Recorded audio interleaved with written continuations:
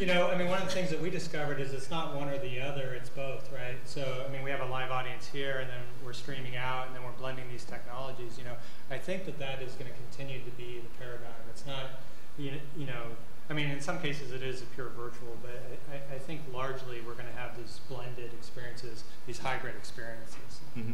Yeah. Oh, I agree.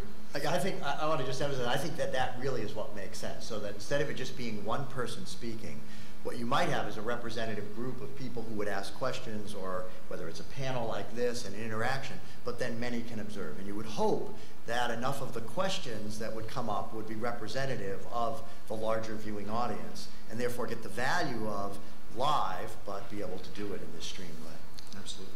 Yeah, let me, I have taught an online class just exactly once, where I was basically talking to an empty classroom, and there is cameras capturing pictures, and I could see the students. The thing that struck me most was anytime anybody would stand up and leave the room for restroom or something, it will just catch my attention.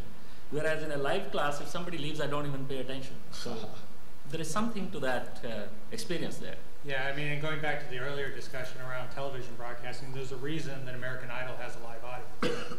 I mean, it's a TV show. It doesn't need a live audience. But there's a reason that they do. It's because of the energy that gets picked up and the interaction.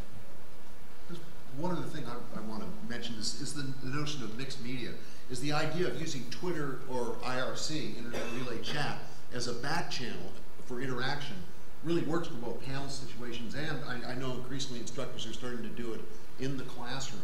Mm-hmm. So that you can have a live commentary running in combination with the kind of plenary dialogue that's going on. Well, actually, your colleague, Howard Rheingold, is one of these folks who brings all kinds of media into class. Mm-hmm. Twitter's commonly used as a back channel these days. We're seeing that in a lot of cases. Mm-hmm. And there's a lot of agony about that in the academic world, because there's concerns about privacy, there's concerns about intrusion by the public, heaven forfend. But Howard doesn't limit it to that. I mean, he's got every imaginable kind of social media lit up and rolling in the class, and multiple screens going, and students going in every conceivable direction.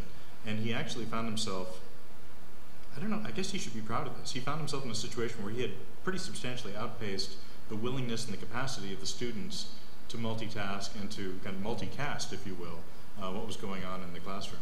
And, this is Howard Rheingold? Yes, Howard Rheingold.